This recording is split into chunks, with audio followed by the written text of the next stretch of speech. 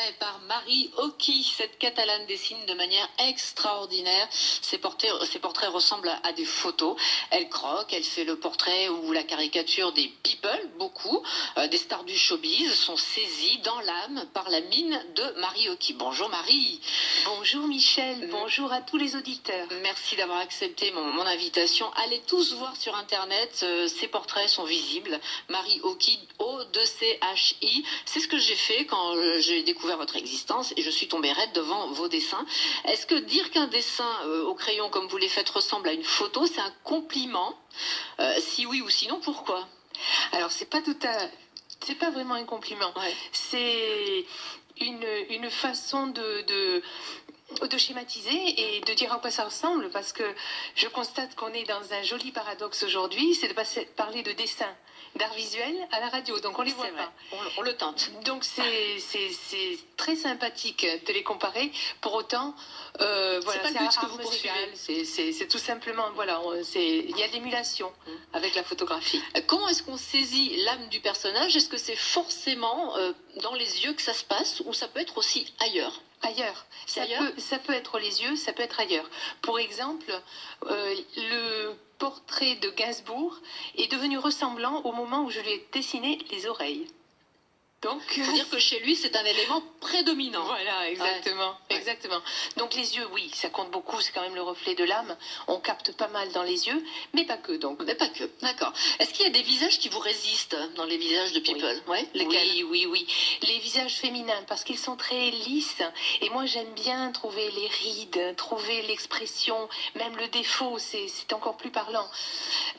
Pour autant, un beau visage féminin m'inspire et c'est plus difficile à dessiner. Donc du coup, je pense également aux visages enfantins et qui vont être aussi difficiles. Du coup, c'est assez lisse. Oui, tout à fait. Ça fait partie des gros défis, ça, pour vous. C'est vrai, c'est un défi, oui. Est-ce que vous dessinez toujours d'après photo ou d'après nature? C'est différent l'un ou l'autre? Oui, c'est très différent. L'approche est vraiment différente. Dans le temps déjà, parce que quand on dessine à main levée, c'est très rapide, il faut vraiment saisir rapidement le trait de caractère. Ça m'est arrivé, mais je préfère quand même l'application et la technique qu'on déploie quand on dessine sur photo. Ouais. Alors vous faites des portraits ressemblants, des caricatures aussi que j'adore et on va en parler. Je n'ai pas vu sur votre site l'autoportrait de l'artiste. C'est presque un moment incontournable. Est-ce qu'il y a un autoportrait en vue pour vous? Est-ce que c'est facile à imaginer ou pas de vous dessiner vous-même? Il existe. Il existe? Oui, il est caché. Vous ne voulez pas le montrer? Pourquoi?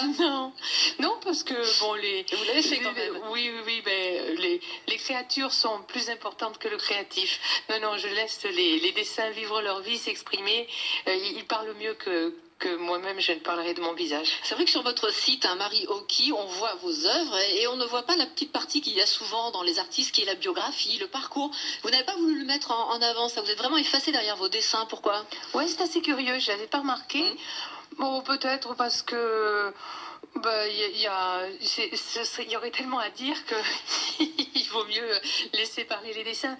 Non, après je pense quand même qu'il parle beaucoup de moi. Il y a quand même... En quoi ce portrait de Mick Jagger magnifique que vous m'avez amené ici et qu'on va mettre au mur quelque part à la radio, vous parle de vous? Parce qu'entre Mick Jagger et vous, il y a quand même un petit fossé physique, je dirais. Oui, c'est vrai. Alors, en quoi ça parle de vous? Le contraste. En fait, j'adore les contrastes. Tout ce qui est noir et blanc me parle beaucoup. Et le sujet de Mick Jagger est très parlant parce qu'il a beaucoup de rides justement sur cette photo-là. Et il parle beaucoup de lui. Il a tellement vécu, tellement fumé la vie et brûlé la vie dans tous les sens que bon, je ne pouvais que sauter sur l'occasion de le dessiner. Pour autant, le contraste parle beaucoup pour moi parce que techniquement, plus un sujet est éclairé, plus il émet de l'ombre. C'est très parlant pour moi, d'autant plus que j'aime beaucoup faire le lien dans les opposés. Donc, trouver dans le noir et dans la juxtaposition du noir et du blanc, non seulement du noir et blanc, mais plus encore, du volume. Voilà. Comment est-ce que vous avez su que vous aviez ce don?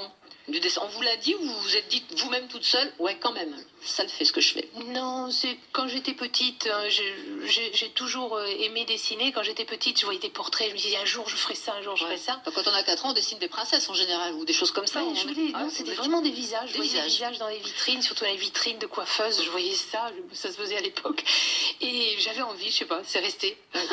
Marie Oki, allez voir ces dessins, franchement, mais vous allez être bluffé et scotché comme je l'ai été, donc sur internet, O2CHI. Marie Oki, vous restez là, vous êtes mon invité. On se retrouve juste après la pub. France Bleu Roussillon.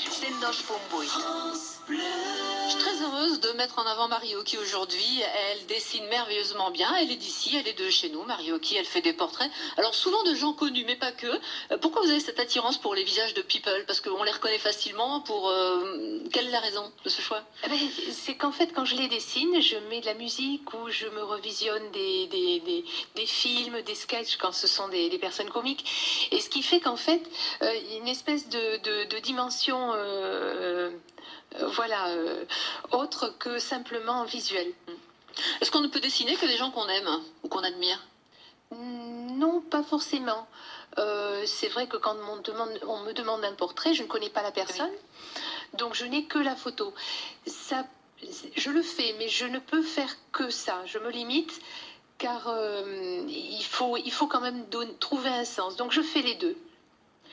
Hier, il s'est passé quelque chose d'assez incroyable. Racontez-nous avec Cali et vos dessins et le bleu de France Bleu, ce qui s'est passé. Une drôle de coïncidence. Allez, racontez-nous ça, Marie. Ah oui, c'est vraiment étrange. Sur Facebook hier, j'ai reçu un message me disant que un de mes portraits de Cali était en photo dans les bras de Cali. Et sur cette photo, il porte une magnifique chemise bleu turquoise. Et le fond du tableau est bleu turquoise aussi. Ça faisait un accord. Et dire que je viens sur France Bleu aujourd'hui, bon, elle est belle la coïncidence. C'est une sacrée coïncidence.